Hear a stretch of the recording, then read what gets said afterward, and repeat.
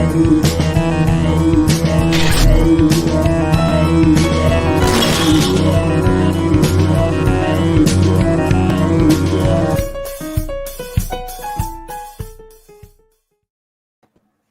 Alex, how are you? I'm damn spiffy. How are you? I'm Drewish. I'm Jewish. It's an adjective now? Yeah. Hold on. Hi, Ephraim. What'd you say? Is my what checked out? It's an adjective. Your name's an adjective Oh now? yeah, I'm Jewish. Like I'm a Jewish princess, and I'm doing no, Jewish that's a star. Not Star Trek. Spaceballs. Sorry, not Star Wars. Spaceballs reference that I appreciate. Jewish. Yeah, he's Jewish princess, but actually, I am just a Jewish princess. And today has been very like crazy. But then I'm like, when have I ever gone on camera and been like, today was chill. Today I was relaxed and got here on time to my own apartment to be on camera, where I'm already sitting. It never happens. I literally got done watching this movie not even 20 minutes ago, to be completely honest. I watched like 30 minutes earlier today before work, and then I watched the rest right when I got home to tacos while eating tacos. So that was delicious. What kind of tacos? The type of tacos I had was like a street taco kind of situation with just some roasted seasoned chicken and slaw, cheese, salsa. Oh, that's so delicious. I had ranch yumminess. I forget like how entrenched my eating habits have gotten like over the pandemic until like yesterday we ordered in shawarma and I was like, oh my God, shawarma exists. Like I forgot about that. I thought it was just like a thing they did in the Avengers. But, like, really? I forgot that like it existed and like was its own type of food and it's delicious. It's so good. I don't have a car out here, so I don't just drive around looking for delicious food trucks. I want some dumplings though, and watching Squid Game has made me really just want like a bunch of Korean food. What kind of dumplings specifically? I like those juicy buns, like the soup dumpling kind of things. I like a soup dumpling situation. It's like a bread bowl, but with dumplings. You eat it and it's squished in your mouth and just like an eyeball, but good. No, what you gotta do is like when you hold it with a chopstick, you'd have to take a little nibble of the skin, drink the juice, and then after you let that cool, then you can eat the dumpling. That's not me, gal. I'm like, nom, nom, nom, nom, nom, nom. There's no chopstick situation. I'm just like, nom, nom, nom, nom, nom.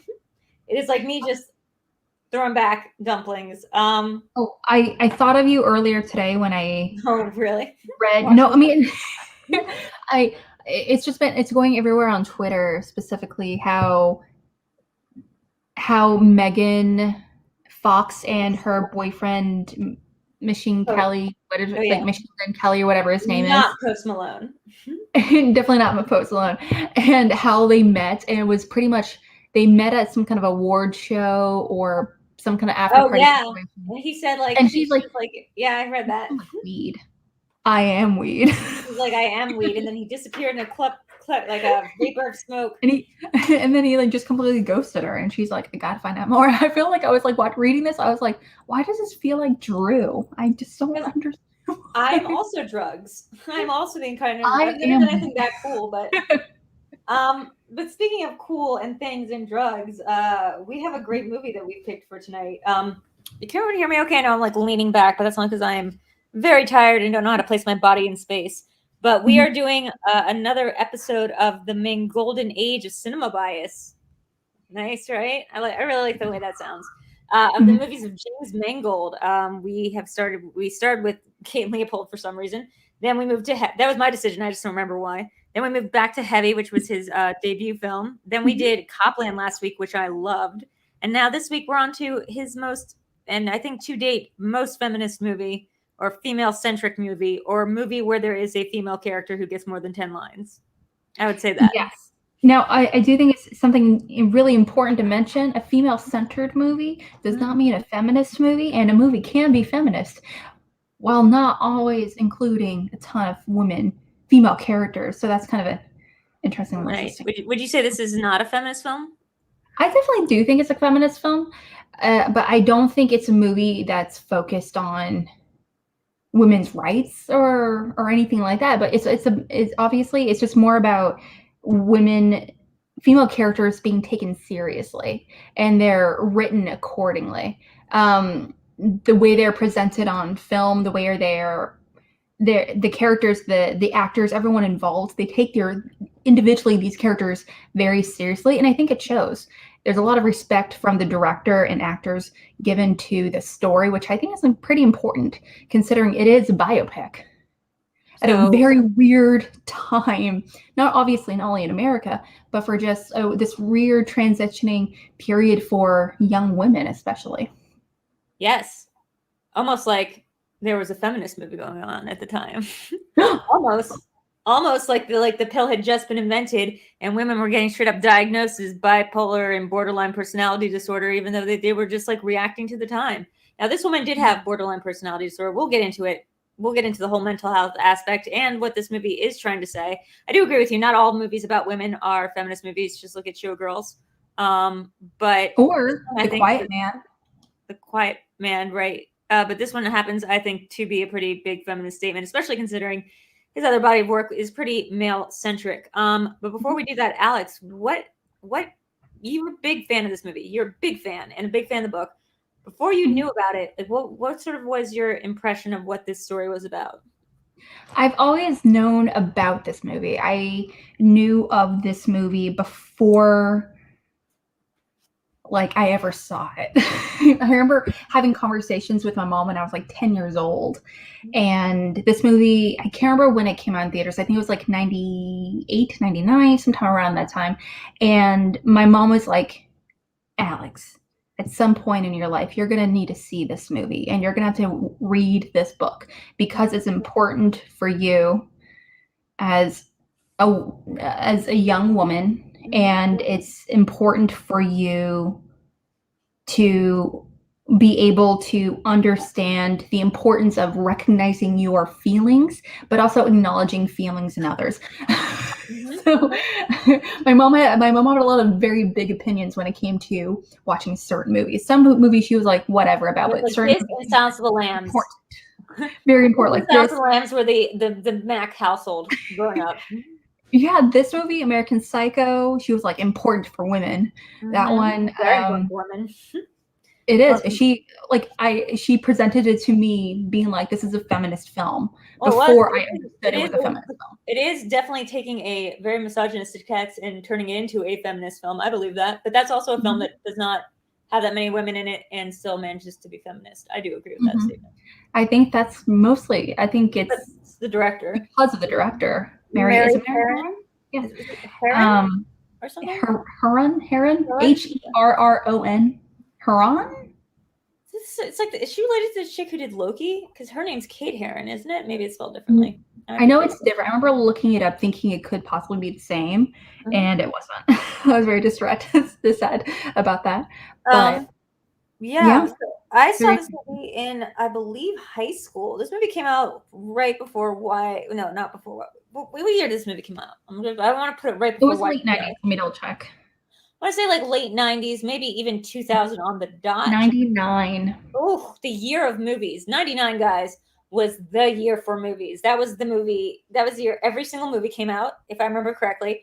Every movie came out in 1999, just full stop. It was the year of American Beauty. It was the year of The Sixth Sense. It was the year of every other movie.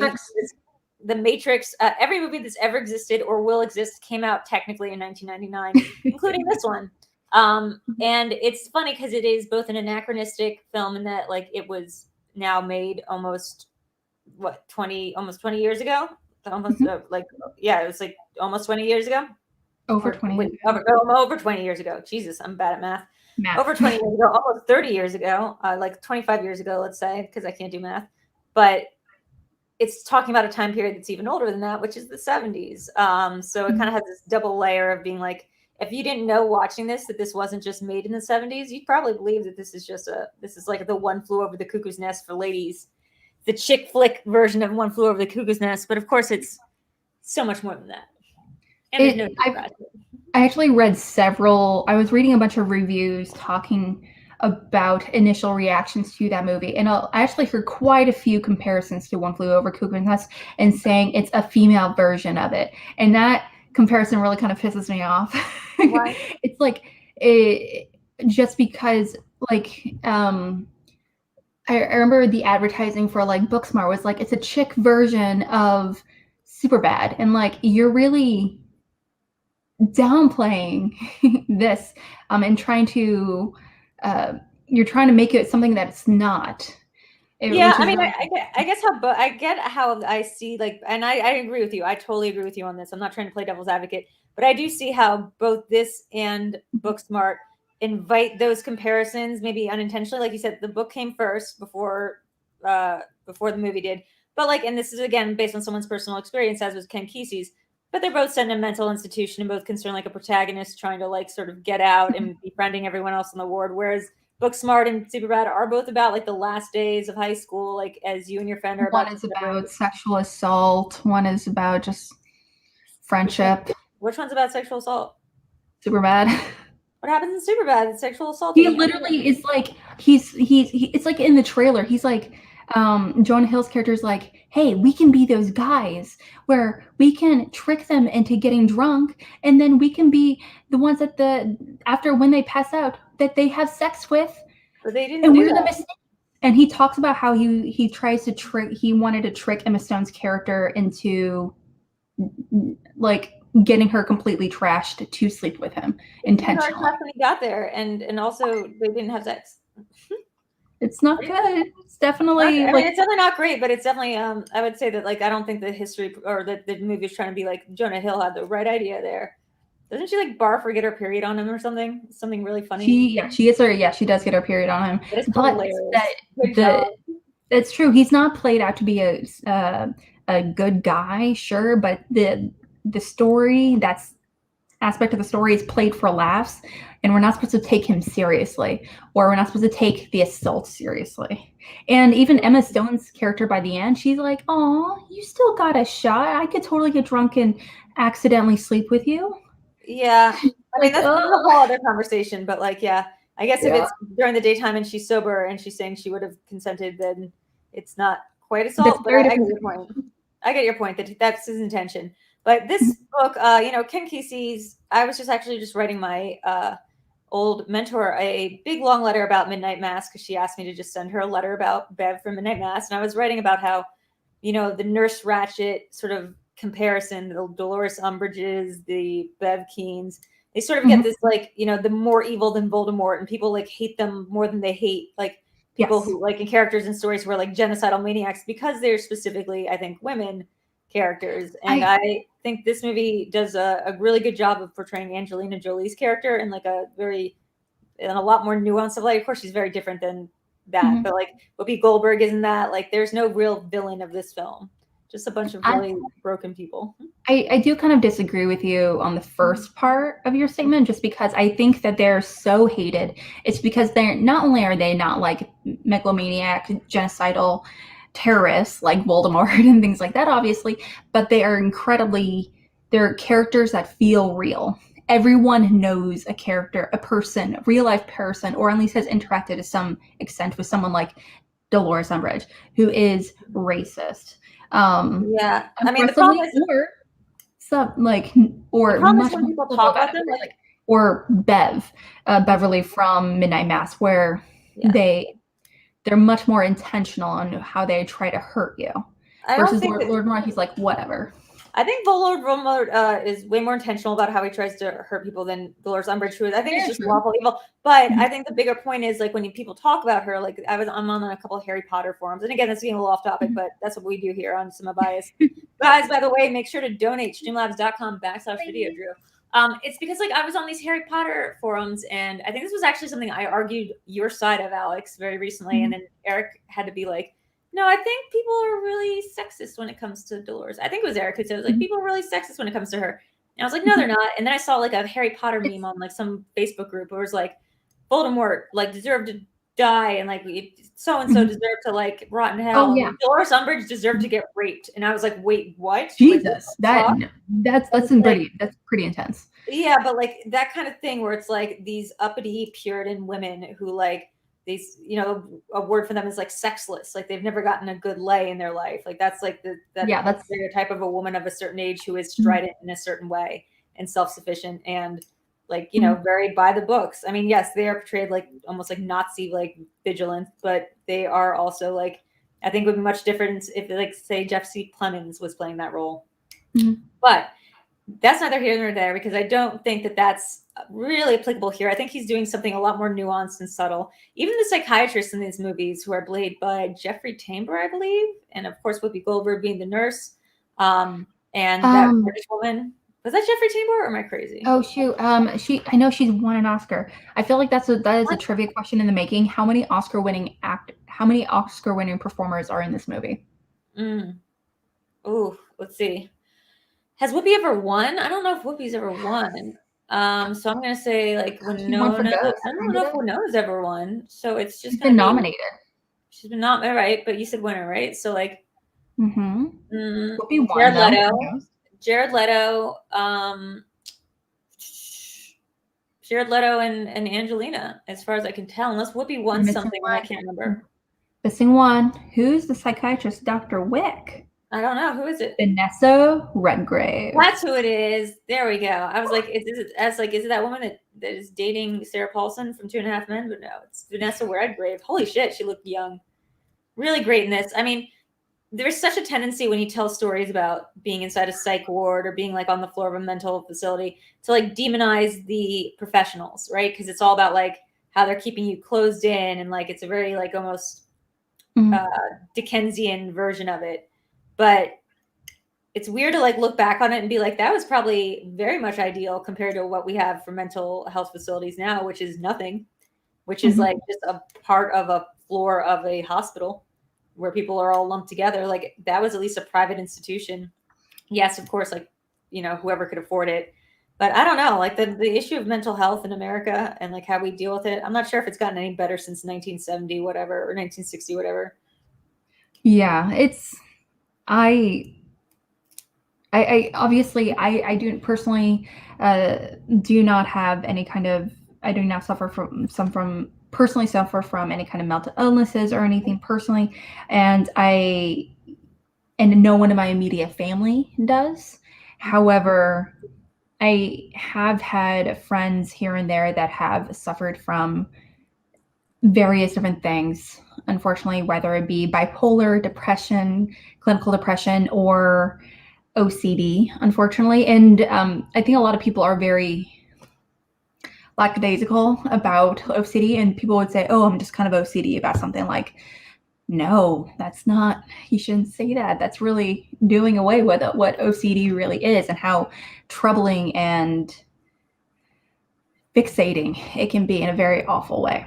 So with that being said, I do think it's really nice in this movie how I don't remember all that much outside of like one small conversation surrounding really identifying which character has which illness per se. But outside of Lisa Rowe's character as well as Susanna, obviously. Yeah, I mean, yeah. Go ahead. But I am very grateful there is quite a diverse set of illnesses that people can find ways to identify with and sympathize with as well. Because I don't want 10 Lisa Rowes in one place. That's too much. Yeah. Well, look, I had to commit someone very close to me once to a psychiatric facility, like someone in my family in a psychiatric facility, for what it turned out to be like by sort of borderline personality disorder, which I didn't really understand at the time, except for Girl Interrupted. And that was like the only context I had, because I was like, I kept, and to this day, still accidentally like call it bipolar because they sound a lot alike. But they're very, very different. Borderline is marked by, you know, a tendency to do black and white thinking, which sounds like it would be bipolar, but like, no, black and white thinking, catastrophizing, sort of putting people into like these boxes and having like these, you know, sort of intense mood shifts, which again sound like something called bipolar would be. So I really had struggle understanding what that was and like understanding the experience of somebody going through that. And like what it was like to just actually like leave somebody in a facility that wasn't as nice as the one that I'd seen in the movies. But it is manageable, and the author of this book like survived her experience. You know what, when I watched this movie when I was a kid, I remember thinking the whole point was that there wasn't anything wrong with her, like that there were like she tried to hurt herself, but that's because like she was having this affair with the teacher, and like everyone at 17 kind of does that goes through that phase. And like, I thought they were just kind of trying to label her because this was a time period that was not, you know, very comfortable with the ways that women were becoming more promiscuous and more like open about sex because of the pill. And a lot of stuff was going on in Vietnam, and the whole country was like freaking out. So like, it seemed to me like this was more like about society being crazy and putting her away for a year, where she had to contend with all these actually mentally ill people. And while I still think some of that is true, I don't know if I really believe that that woman should have been kept away. Like if those resources wouldn't have been better served towards somebody who was more of a threat to society and themselves as she was. I do think it serves like a pretty sobering purpose and a really good portrayal of a mental illness that we don't really hear that much about. Absolutely. I absolutely agree. There's as I remember watching it for the first time in like middle school or early high school around there, and I would be like, it's society almost punishing these women that don't fit into what society just considers the norm, especially with Susanna's character, the main character played by Winona Ryder, where she's sent away, like you said, for her promiscuous, quote unquote, promiscuous. Well, she swallowed a bottle of Tylenol, so technically, it was but she did have a suicide attempt by taking all that Tylenol and drinking a bunch of vodka subsequently, but also.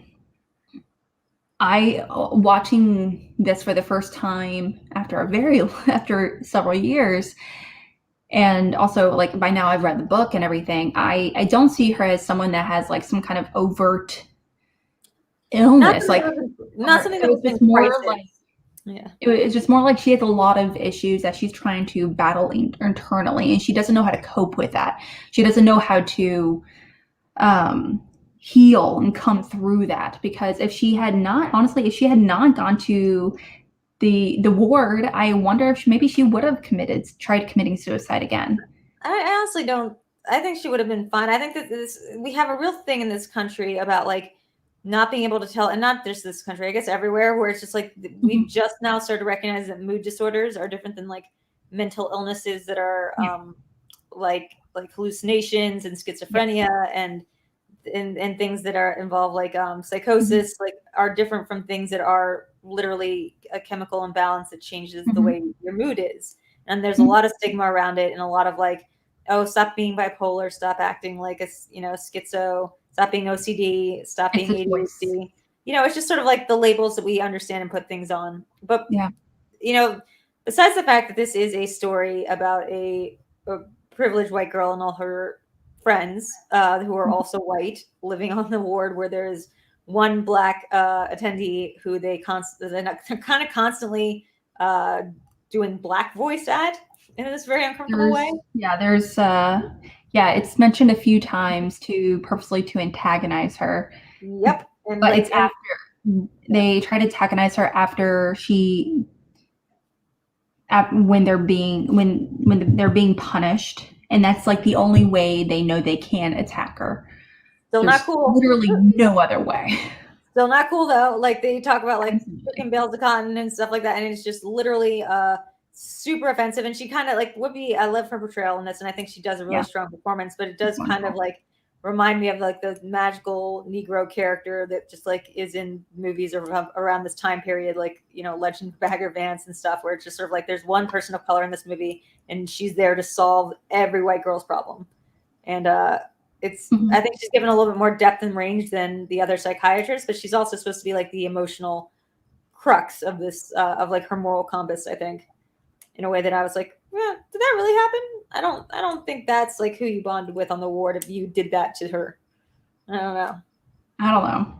It's I do like having her there. I like her character. I think she's I do think that it could have been played with another actress. I don't know who. I'm really actually kind of curious who they could have possibly. Oh, she's great in the role, and I believe it was. I think in real life it was a black orderly that she did bond with. I'm just saying that like the role that she sort of cast in is sort of like, I remember the trailers of this for this movie were talking about like it was Angelina Jolie with the thing against her like neck being like, I'm going to slay aorta. And she's like, your aorta's down there. And it's like in your chest. Yeah. Oh.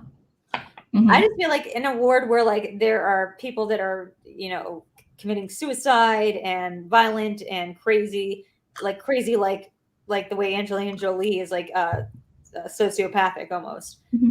I think that like this woman had better things to do than like she's just the orderly. She's not the psychiatrist. Then like sit around and talk to Winona Ryder about how she needs to write more to get her feelings out. I don't know. Maybe that's just me. Yeah, I really don't know. I do think about in this terms of this movie. If you are, there are several things that she brought to light for Wyona's character, which I do think is important. Regarding if you decide that you don't want to get better, or let alone try to get better, and you want to be a lifer. Okay, that's totally fine. Good for you. Whatever. Doesn't matter to me at the end of the day. It's your life. Well, like, what does that mean in that context? Like, this makes for a good story beat, but like, what does that actually mean? Like, what did that actually mean to her back then? Because like, there was, like we said, like, she's borderline personality disorder. She's not crazy. She's like she's got a mood regulation disorder. So I guess it was just sort of like her decision to talk to the psychiatrist and to open up about her like mental health issues. I mean, that's how it's played in the movie. But I'm not sure if that's actually the thing that like would keep her in a mental institution or not, right? I think it's just acknowledging that there is something wrong. I think that's the big one. Insisting that insist there, because there are some characters like Lisa in this movie that insist they have nothing wrong with them. They're perfect all the time, and everyone else is the problem. You know what? She's doing such a good performance in this. Is that Angelina's character? She's doing so good. And this, you know what she's very reminiscent of? She reminds me a lot of Brad Pitt from 12 Monkeys. Like a lot. She's like basically doing Brad Pitt in 12 Monkeys. And it's a fantastically like amazing. I forgot how good she was in this and like how transformative like it was for her.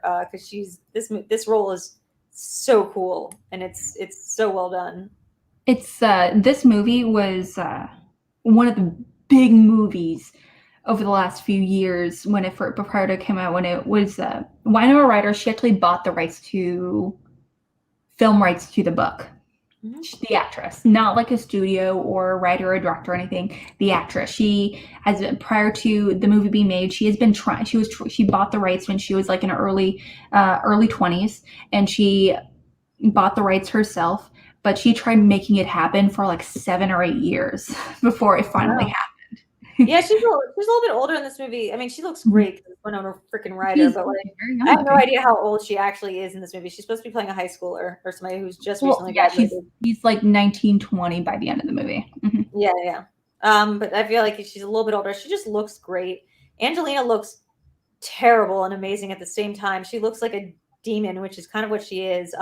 You totally get the sense of like what kind of person, like talk about like somebody like a character trope, like a Bev or a Nurse Ratched, like the manic pixie dream girl who's actually dangerous trope. Like oh my gosh, like a dangerous manic pixie dream girl. Yeah, like a manic pixie night terror, as I call them. Like what I am basically, like the very like charming, talkative, but like absolutely nuts and has no empathy and just gonna like get you to go along with their schemes, but doesn't actually like care about you. That person, she plays that so well. Incredibly charismatic. You want them to like you. You really want her to like. She's a person that is a leader. She is a person that everyone wants to be around because in the moment she can make you feel amazing. She's a cult leader in the making. I mean, there's a cruelty to her that you see very early on. Like, I mean, just when with the chicken stuff, like as a foreshadowing for Brittany Murphy's character, who, by the way, God, that hits a lot different now than when I saw in high school.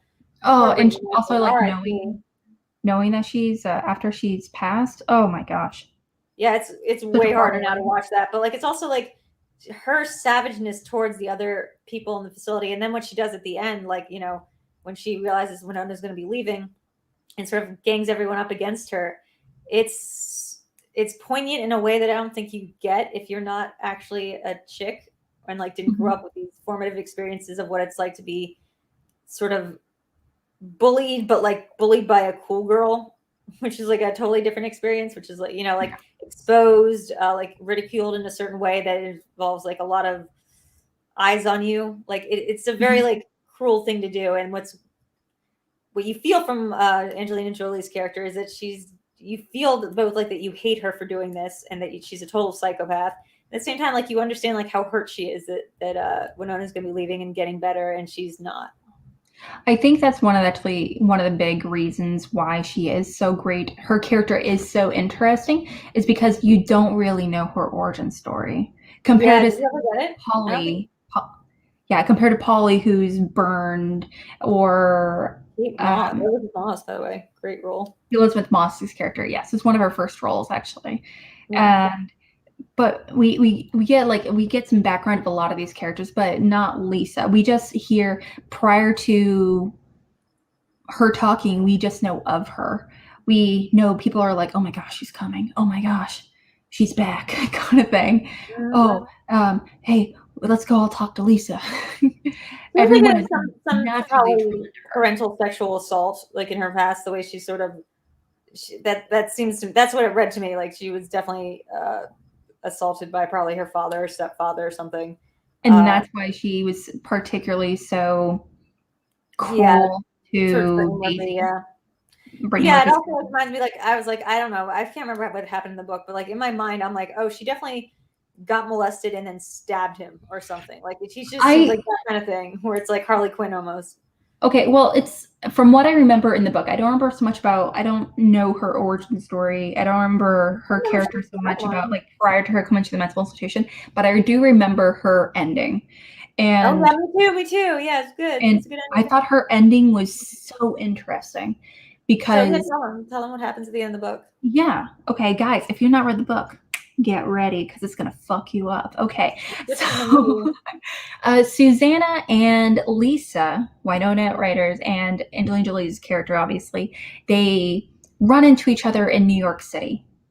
Susanna now is a published author, and Lisa, they just run into each other at the park or something like that, and she actually has a son, and he's like 4 years old, and she's happy.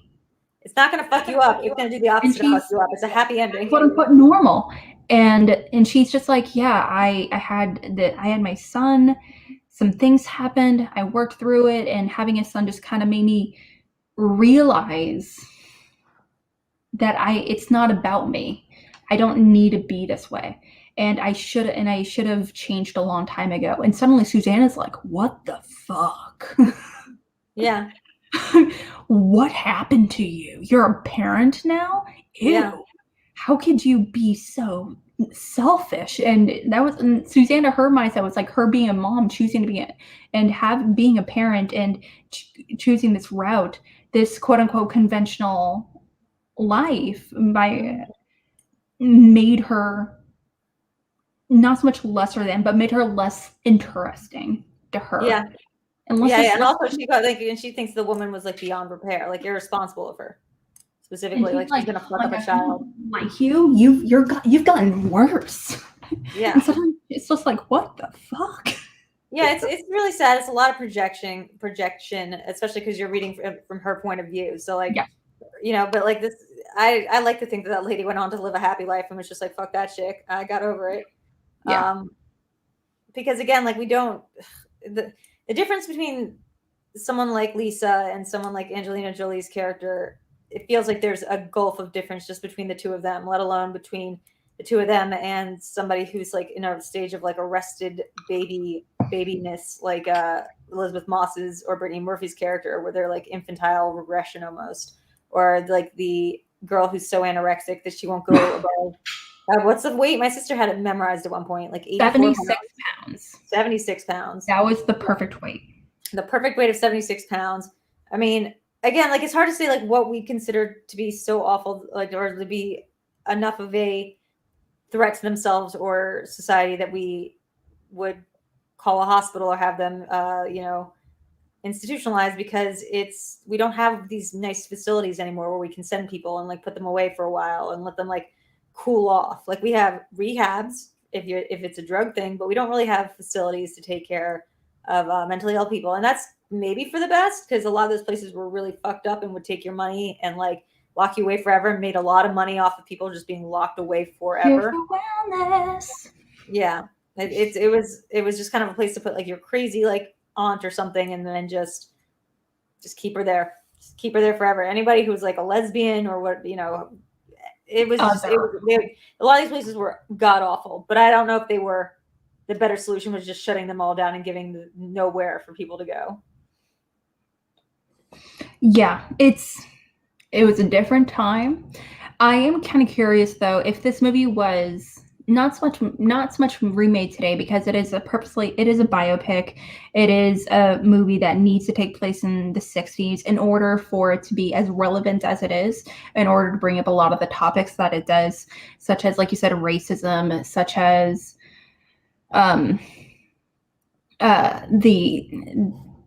the pill was just invented, was being dispersed for the first time, and the idea of promiscuity, like what? Yeah, the idea of promiscuity amongst women, things like that.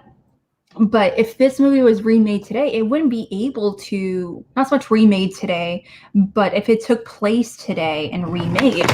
We grew up on this kind of like that called well, by the way, the words there, we don't separate men and women anymore. So there's that movie Kind of a Funny Story with Zach Galifianakis. Zach Galifianakis and oh shoot, what's her face Logan from? Lerman? Is it Logan Lerman? Or am I crazy? I don't know the main character's name. I just remember what's her face from American Horror Story a bunch. Emma Roberts, yeah, she's in it. I think that's more like the equivalent of like what it's like today. Like you are just Alicia put on yeah, you're just like put on a floor of a hospital and sort of left to your own devices, or like chained to a bed. It's not better. I don't think it's any better. I think there's like a lot of times it's way worse. But also like we just also don't have a healthcare system that would support. I don't know. It's complicated. Like it's weird to watch something nostalgically for like a worse time period in American health, mental health. I think that's an important aspect to recognize in this movie. Like you said, they're all women, white women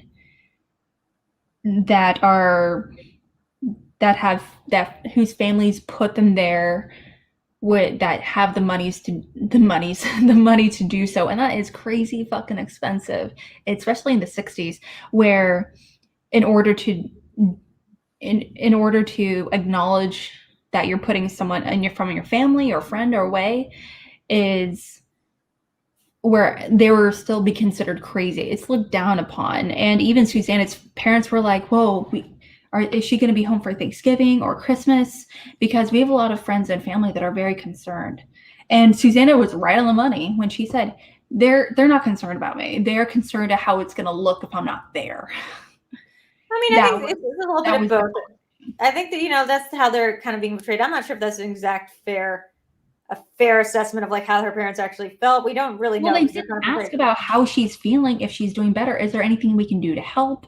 They're definitely telling stories about like times that they accidentally like knocked her off the bed, and like the mom is like weeping and the dad is angry because it's like obviously he doesn't think like her. He doesn't think that she's like so mentally ill that she can't function outside of society.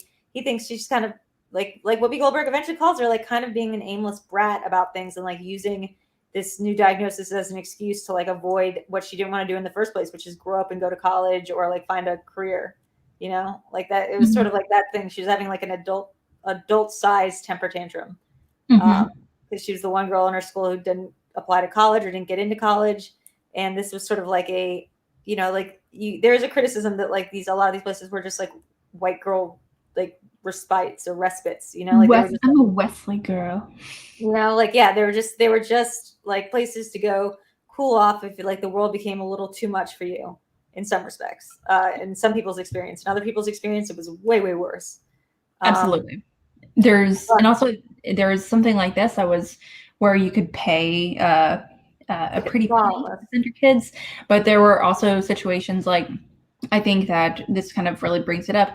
If cops took you away and they considered you a danger to society to some extent, then they would put you in a place that's less nice. Oh, you're saying if you were deemed mentally like unfit to stand trial, but like Well, not only that, but if you were just considered, even if you haven't hurt anyone, but you were considered like a real threat to society in some case.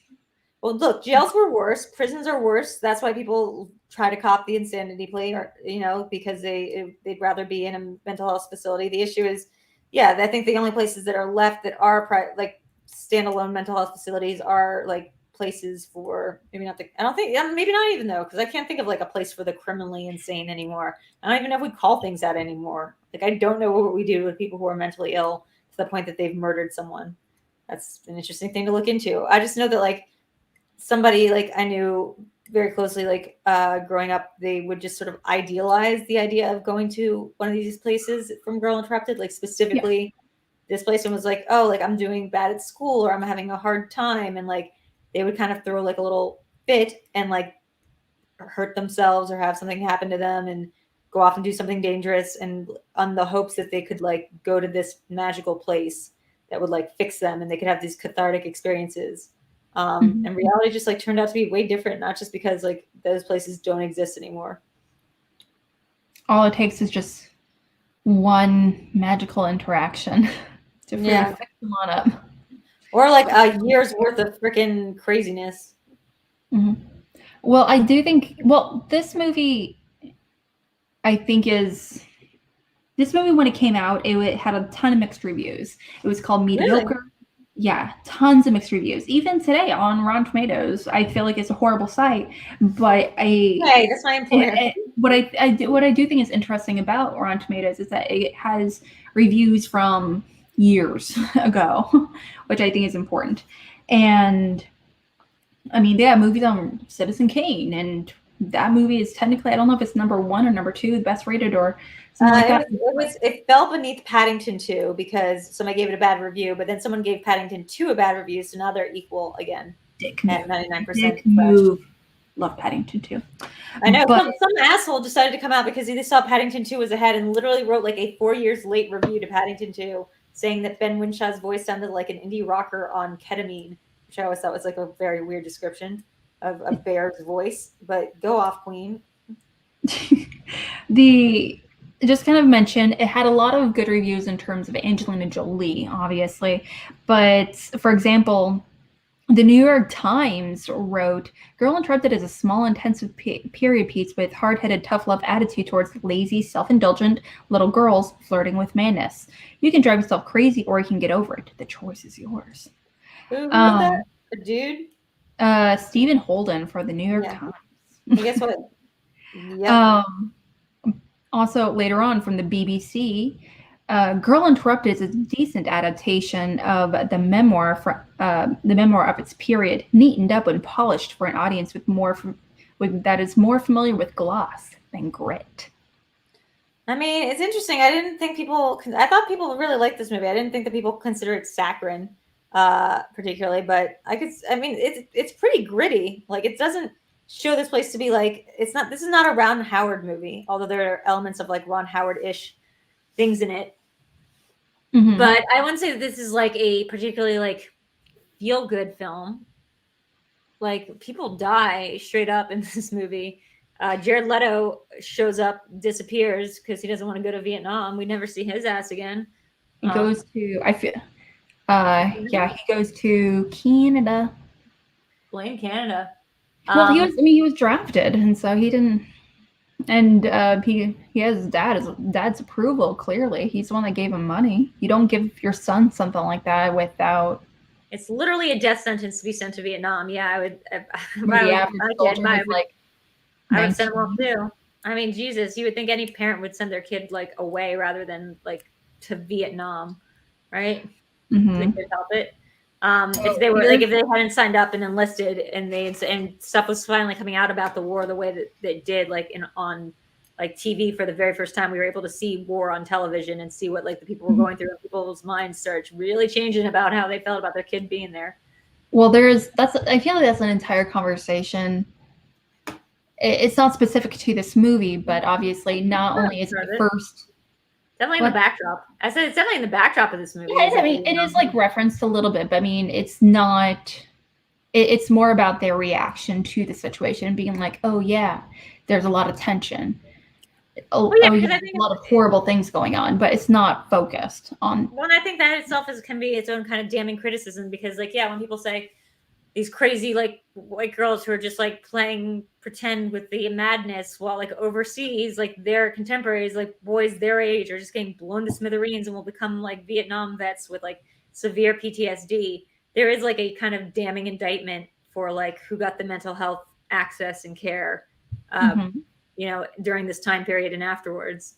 But obviously there was and still is pretty often a huge criticism of men in mental illness, because men in mental illness are just not taken seriously comparatively. Yeah. But also, like, we just vilified the guys who went to Vietnam, even though they didn't have a choice in going to Vietnam. You know, like they were all drafted. Many of them. They weren't celebrated when they came back. No, they were treated a like lot of them garbage. Suffered horribly, not only through PSD and having horrible medical issues, of course, but they weren't celebrated and thanked for their valor or their sacrifice compared to previous wars. And not to mention, it's the first war, very large war, that we lost rather publicly. And as a society, we didn't know how to deal with it. Yep. So we started another one. Previously, yeah. We started another one, and guess what? Didn't do great on that one either. Have not had a great track record with the wars, I don't think, since like what, Crimea, Korea, or probably World War II. I think is the last one we're like super proud of our involvement with. Which, hey, might be a sign of something, but who knows? That's a whole conversation. Yeah, it's awful. But yeah, I think mental illness in men in particular is, for a long time, a lot of the field really not only looked down upon men that were vocal about their feelings, but they're told to hold in their feelings. They're told it's womanly, it's feminine to share your feelings. Mm-hmm. And not only that, it just wasn't something that you should even acknowledge, let alone fix. Which is why you hired Jared Leto to play your dude, because if you want someone to sort of give you the idea of a feeling without actually having to delve into it, get Jared Leto. Get post my so-called life Jared Leto. Sorry? Fakest looking beard I have ever seen. Who plays the orderly that she hooks up with? That guy was super freaking familiar, like looking. I was like, is that John? Let me find out. And that was Jeffrey Tambor. It's just a very overweight Jeffrey Tambor. Holy crap. Mm-hmm. That's crazy. The guy, the orderly. Okay, so hold on. I saw Mary Kate Place. I love her. She was in this. Yeah, Travis Fine. Okay, so this guy. Oh, forgot Misha Collins was in it. Misha Collins, where? I remember when they were at the party, they've escaped from the ward, and they're at the party where Lisa like flirts with a guy. She's like, hey, let me take you back to the room, kind of thing. And she ends up stealing his wallet. And meanwhile, Misha Collins is like, hey, you want to sexy stuff? And she's like, no, I'm like a crazy girl. Like, you don't even know, I'm crazy. And he's like, sure, okay. And he's like, no, really, I am crazy. Like, he's like, whoa, like in a mental hospital. That guy. Oh, I had a friend that saw purple people. For a second, I thought you were trying to say Misha Barton, and I was like, oh, she's not in this movie. She would have been a kid. She was in The Sixth Sense, so I knew she was too young to be in this movie. Very much a child. Misha Collins, I thought that was Jordan Padalecki just being a time traveler. God, he looks so different. Misha Collins from Supernatural. Oh yeah, that's him. Yeah, that guy. It is. Wait, this guy is also from Supernatural? That is nuts. I literally got him confused with the other dude in Supernatural. He's like one of the. Yeah, he plays like the angel. Yeah, he's like he plays Catskill from. Wow, that's nuts. Because I literally watched my first episode of Supernatural the other day and didn't realize that it was this dude from Supernatural and not the other dude from Supernatural. He's funny. I like his. I mean, I watched the one episode where they go into reality, so like I liked him in that episode. They go into the real world. Well, I mean, speaking of Misha Collins, I mean, Jared Leto, this movie was such a huge ensemble at the time. It was hugely competitive to get into this and be involved in this movie, no matter how small the people, everyone, Claire Danes, Courtney Love, Reese Witherspoon, Oh yeah. Tons of big actresses and Rose McGowan, actresses. Lily Sobieski, she was actually supposed to be in Polly's role, but she ended up dropping out like weeks ahead of time because of scheduling conflicts. But everyone wanted to be part of this movie in particular, just because everyone was talking about how important it was. James Mangold is directing. He's coming hot off of Heavy. That's the reason why Winona Ryder selected him. She saw Heavy, and she's like, "That's the guy for my movie." Wait, she saw Heavy, and that she decided that. Not like she saw Copland, and she decided that.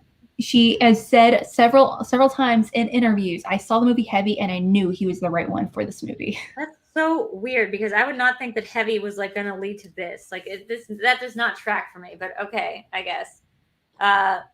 Heavy, like really? Okay. Yeah.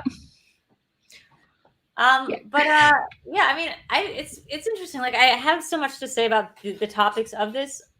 Why does Lily not get involved with more film work? I actually don't know. I feel like she kind of just didn't want to. I think she was very popular for a while. A lot of actresses at a certain age, and like they would rather not do that in front of the camera. Like, she's like, "Hey, I'm content to do whatever she's doing, have kids, to have a life, lay back on her glass house money, whatever she feels like." What else was Lily Sobieski even in? I can only think of Glass House right now. I remember her. Like, I remember the first Lily Sobieski movie that I saw, I think, was Never Been Kissed. Yeah, I was gonna say that's the only one that's coming to mind right now. She got like, I liked her vibe, like that kind of deep voiced, like cool girl thing. I always wish I could have had a deeper voice, but I don't. Oh my gosh, she still makes movies sometimes. Really interesting. I mean, she does TV. She did she did a TV movie in Turkey. Okay. That's funky. And that was like that was for 2018. But she was like from like over a decade ago, she did like Public Enemies with Johnny Depp. Kids, American Psycho, The Last Days of Disco. What's funny is I don't remember Wait, I don't remember Lily Sobieski in any of those movies. The Kids, American Psycho, and The Last Days of Disco. She was not in Kids. And she wasn't in American Psycho. You're thinking Chloe Sevigny. Yeah, Sevigny. Chloe Sevigny. Yeah, different than she was in American Psycho. She was, however, in American Psycho. She is in American Psycho. She's the assistant. No, that's Chloe Sevigny again. That's what I said. No, that's what I'm saying. Chloe Sevigny. Oh, sorry. I thought you said Lily Sobieski wasn't that. Who played the assistant. No. That was my bad. She was also. Oh shoot. She was an Untitled Chapter. Correct. Good job, guys. No, trying to remember. She was in that Stanley Kubrick movie, Eyes Wide Shut. Remember? Yep, right there on the screen. Yeah. Oh, I didn't see that. Sorry, y'all. Sorry, William. I apologize. I totally did not read that. We do want to. I do want to mention where Streamlabs are open. So if you think of any more Lily Sobieski roles, please send in a donation over at streamlabs.com/VideoDrew, and any amount will trigger the Schmoebot to just, or whatever bot, the non-Schmoebot, to just say your thing out loud. So go ahead and go over and do that. Let's see. She disappeared. What's she done recently? Apparently a Turkish movie, a Turkish TV movie. When she did that in 2018. Yeah, I mean, look, I feel like after 2016, you can't blame anyone for not doing anything anymore. Like, that's around the last time I was employed full time. And was that say? That was the movie. I don't like that. I don't like whatever that says, because it's very much like the word America, and she's wearing a American flag outfit. 1970s of Turkey. An American girl comes to Turkey in the middle of a fight going for imperialism. She falls in love with the Turkish man. Even though they're in love, they find themselves between cultural conflicts. Oh, no. It's a romance dramedy. Oh, no. Oh no, or oh good. I can't tell. How am I supposed to feel about this, chat? You tell me. I'm very Well, tired. I know I thought she spoke several languages, so I wonder if that's like one of the big things where like she is like Turkish and therefore she lives there for a good chunk of the year or something. I don't know. I'm so sorry. I'm so sorry for yawning. That's so weird. I think I confused her for Jewel, the singer Jewel. They used The to. professional yodeler. Yeah, you were meant for me, and I was meant for you. Yeah, dreams last for so long. She did international competitive yodeling. Who? Jewel? Like what? Jewel? Yeah. The woman? Yeah. Lilith Fair's Girl. Jewel? Girl, I'm gonna show you today. I'm gonna Whatever happened to Jewel? Oh hey. She's a country singer now. I've seen Gone in 60 Seconds with Angelina, which is basically a Fast and Furious prequel. John Lastrina, you gotta respect John Lastrina. Always coming in, finding a way to make this a Fast and Furious conversation. Thank you, donation, John. Yeah, Gone in 60 Seconds is a movie I have not seen, but the name of the car in it is like Lucy. Is it Lucy or like Leslie? Maybe Leslie. I don't know, but she did in like in the early mid 2000s, and she gets it on with, or almost gets it on with, Nick Cage in a car. And they talk about how sexy definitely gets it on. I don't think this was a tease. I think they definitely get it on in the car. The car. No, in the movie they don't. In the movie, Really? I don't think they do. It's because they're literally in the middle of the heist, and they're just flirting heavily with each other, and they have sex. That would never stop Dom and Letty from not having sex in a car either, I guess. Oh, yeah. The car is the metaphor for the sex. Now, what did Winona do? I think this was supposed to be, like you said, this was Winona's passion project, and then this was supposed to be like, I feel like her Oscar. Yeah, she actually had. I wonder if that's something she, to a certain extent, she kind of regrets, because she had not almost so much negative reviews, but she had a lot of lukewarm reviews, such as like her big break, like into compared to Angelina Jolie, who completely sparks in every single line. Charlotte O'Sullivan said from Time Out Film Guide, mentions, it doesn't matter. Every time Jolie's off screen, the film wilts a little. Writers should be perfect as the bright spark, but her lines are sharp as a knife. But there's a gap, however, between what we hear and what we see. Writers too wide-eyed and cutesy. And when we see her with the nurse Valerie, we only know it's a matter of time before they start hugging. Mm-hmm. Yeah, I mean, it's just like not as fun of a role too. Like if I was her and I'd bought the rights, I would have tried to cast myself as the Jolie role. That's clearly the bigger. Well, Oscar maybe she role. didn't.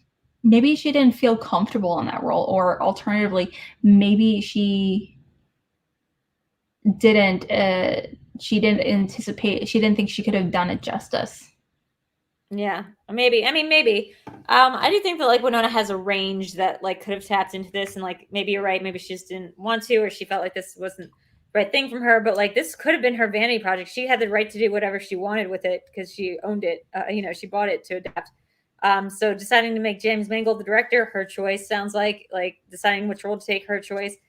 I guess maybe she thought that was maybe the more Oscar baity role, was the lead character. The main character. But she's just like, I mean, I think it's like pretty evident just from probably reading the script, like who the real meat and potatoes was with this feature. Oh yeah, it's definitely much more subtle. Her Winona Ryder's character is much more subtle by comparison. She's more reacting than anything, versus Lisa is more about being proactive and doing something at all times, whether they like it or not. Yeah, and she's just like hiding out in the corner observing, and that's not a bad thing. It's just, and I feel like that's a very necessary character, but it's definitely not as showy for sure. I definitely think it's like a weird thing where it's like it's just, yeah, she's the protagonist, but she's sort of like our gaze into this world, and she's not. She just doesn't have as much to her. Like she kind of looks a little bit standing next to an Angelina, who's just like doing this big acting choices, making these big leaps. It's not like Winona's doing nothing, but she comes off as very like reserved almost. Like, and she's supposed to be the one with like the big emotional disorder. but she comes off as very like internal. Like you can't really read her. Like you're getting her expressions via like her internal monologue and what she's writing down on paper, but you're not really getting a ton of it from like how she's emoting. Mm-hmm. Yes, I think that's actually. I always thought that was like actually part of her character, where she has a hard. Yeah, it was more like she had a. Whereas some people have a hard time reading and recognizing emotions in others, some people also have a hard time being able to like show their emotions, period, because they have a hard time recognizing them first. Yeah. Yeah, I think that's absolutely true. It's like, or their emotions feel so big that they think that it's like their internal reality is what the external reality of the situation is. Mm-hmm. And yeah, I mean, these are only trenchant points, especially considering that Vietnam and during that time period of people getting drafted must have felt as apocalyptic and apocryphal as it does like around right now, where like the world does seem to be ending. Everything's on fire. People are just dying left and right. You don't know what the future holds. And so if you have an unchecked mental or emotional illness, like it's going to sort of validate your pre-existing worldview of like the world being like insane and fucked up and like hopeless, increasingly awful. And not only that, Martin Luther King, it was just shown that he had just died as well when she was at the ward as well. Yeah. She was in the ward when he died. Yeah. So Alex, any like final big thoughts on Girl Interrupted? Overall, just to touch on what we mentioned earlier, I do think this is an important movie. I do think this is incredibly relevant to today. I think men are definitely going to appreciate it. I think men would appreciate it in very different ways. I think there's a lot of subtle performances in relationships. I feel like women would be able to recognize more versus like I won't be like I can recognize a relationship between siblings, having a sibling of my own, but I don't know what it's like to have another sister, things like that. It's just a very different dynamic between two sisters versus a brother and a sister, or two brothers, obviously. But yeah, with this movie, I feel like it's very important. Just how it's outside of Jolie's character, it's a movie about subtlety, I think. Yeah. With all the smaller characters, and I appreciate Vanessa Redgrave. I was like, damn you. She's great in this. God, I didn't even recognize her. I mean, she's doing she's only in like 2 or 3 scenes, right? Yeah, she's not a big part in this, but like, damn, she kills it. Yeah, she is. She's only in for like 2, maybe 3 scenes max, and she's only talking for 2 of them, I think. But by golly, she's important. She's a very symbolic character as well. And sort of like the view on her kind of like changes a lot over the course of the film. So are we just gonna go down the aisle and do the next James Mangold film for next week? What is the James Mangold? Well, movie? This one is a picadillo of mine. This is one of my like love to hate on this movie so much. I love to hate on this movie, so I'd have fun doing it. It's 2003's Identity, starring John Cusack, Amanda Peet, Ray Liotta, his follow up with Ray Liotta, and Alfred Molina, Rebecca De Mornay, Claire Duvall, also again with Claire Duvall, and it's a freaking movie. I haven't seen it. I know nothing about it, honestly. I assume by the title it is about change of identities or someone stealing an identity. It's definitely about something. John Hawkes is in this. The kid, Gary Busey's kid, is in this. Jake Busey. Basically everybody is in this. Oh, Dr. Cox from Scrubs is in this. A lot of people in this freaking movie. So I'm excited to hear your thoughts on it. Also, the guy from Heavy is in this movie. With the eyes? Yeah, the guy with the eyes. Yeah, with the flickering eyes. You'll see him in this film. So yeah, I mean, this one's a trip.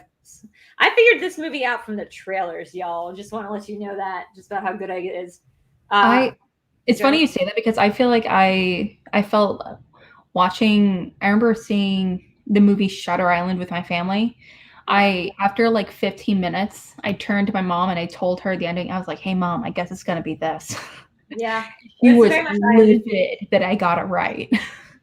I do that. Livid. I do that constantly, but I also do that. It's kind of parlor tricks. What I just do is I guess and I guess and I guess until eventually I'm right. But it comes off like I just guessed the correct answer right off the bat. I do have very good sense for where things are going, but I'm not always right the first time. Kind of takes a couple tries. I got 6 Sense right before I ever saw it, which was pretty impressive. I just don't like. I feel like Schmoedown is definitely one of Scorsese's most overrated movies. I don't think people liked it. People didn't like Schmoedown, did they? I know a lot of people that fucking love that movie. I feel like that movie was like considered kind of a failure on him, but who knows? I might be wrong. I agree, but people love that fucking movie. I love that movie. That was like the era of like Leo in that and Leo in Inception. It was like almost like Leo's self-seriousness being kind of silly. It's a duly departed federal law. Oh, and another blonde dies or already died. Michelle Williams, yeah, the dead wife. The dead wife thing is another dead blonde in a Scorsese movie. Crazy. Yeah. What? Yeah, another dead blonde. Unexpected. Well, also like just like Inception, there's like just the dead wife thing. But anyway, spoilers for Inception and freaking Shutter Island. But yeah, I mean, it's not to say that that's a bad movie. It's just he's doing a very silly accent, and the plot is basically the story I Am the Cheese. If you've ever read that book. So with that being said, I cannot wait to discuss Identity with you next week, Alex. Where can people find you? Guys, you can find me up here at real_AlexMack. I am going to be going away this week for the rest of the week for a wedding. So I'm going to definitely be running to watch this as soon as possible before I probably forget and come next Tuesday. So yeah, but in the meantime, I'm trying to watch a whole bunch of movies. I'm trying to watch 300 new movies by the end of the year, and I'm not even at 200 yet. I'm like at 195 or something. So wish me luck. Good luck. What's next on your list? What? What's next on your list? I'm just trying to finish the rest of the Number on Elm Street franchise. I just finished. Yeah. I did finish the rest of. I did finish the entire Exorcist franchise the other day. Ooh, how was that? Yeah, I actually liked it quite a bit more than I thought. My favorite. What about the last two? Weren't they just the same movie that was? No. They're so different. Okay, really? So they're so different. They're covering in essence the same thing, but they got a hold of the first cut of the movie and they were like, we hate it. So we're going to reshoot everything and we're going to change the plot, recast the actors. Yeah. And it's so bad. And they re-released it and it's laughably bad. The original version is so much better. It's it actually had something to say and it's shot a lot better. They even changed the composer. That's so weird, man. What studio? That's nuts. No clue. Okay, well, guys, you can check me out at VideoDrew across all social media platforms, as well as my Patreon, patreon.com/VideoDrew. Also, check out Content Candy. It is nom-noms for your ears, is what I've said. No, wait, I had a really good phrase for it. It's Content Candy. It's, I had it, oh, damn it. I think I had a good phrase on Twitter. I'll figure it out. But that's where you can listen to the audio version of both of this podcast, of some audio exclusives like me and Lon Harris's Garmin Shows Ya and the Video Chronicles. Really value your support, and if you like and leave and give us a comment and subscribe, and you send me a screenshot of your comment, then I will go endorse you for whatever you want on LinkedIn. And what I'm figuring out is people don't really want me to be endorsing them on LinkedIn because so far no one has taken me up on the offer. But I would be very interested to see what you think I can endorse you for on LinkedIn.com. We would also just love for you to subscribe to the thing. It's right there. Right there. Yeah, I think I'm on the subscribe button. On Spotify, Apple, and all that good stuff. So please check it out. We'd really appreciate it. Oh, do that to this video too. Do that whole thing to this video as well, please. Yes. We'd love it. That would be awesome. We'd greatly appreciate it. Okay, Alex, I will see you next week. I will talk. Oh, wait, I have two more things for Jeez. I'm going to be on Taylor, Best Friends with Brooke Gratis guy, on Wednesday talking about Halloween 3 Season of the Witch, aka our favorite movie ever. And then I'll be, I wasn't asked to join in. I'm appalled. Oh no, yeah. So actually, no, sorry, that's on Thursday at 5:30, I think, PST, and then at 7:30 PST on Thursday, I am going to be doing Schmo Bates against, at this point, myself. There is no known contender yet that I'm going to be competing against because Mark Riley had to drop out. So I have offered to debate myself. Let's see if they'll take me up on that challenge. Come on, do it, you cowards. Come on, Jake PLD. Let me debate myself for like an hour and a half. I can do it. And other than that, yeah, I'm going to be on Mount Schmoe Rushmore, Ryan show. I'm going to do that on Saturday. And Mount Schmoedown. Okay, I knew I was getting it wrong. And I feel like there's like 8 more things I'm going to be doing in the near future, but like just keep an eye out on the space. Yeah. Otherwise, guys, thank you so much for joining us. We will talk to you soon, and goodbye for now, and have a good day. And also, we love you. Bye. Boop.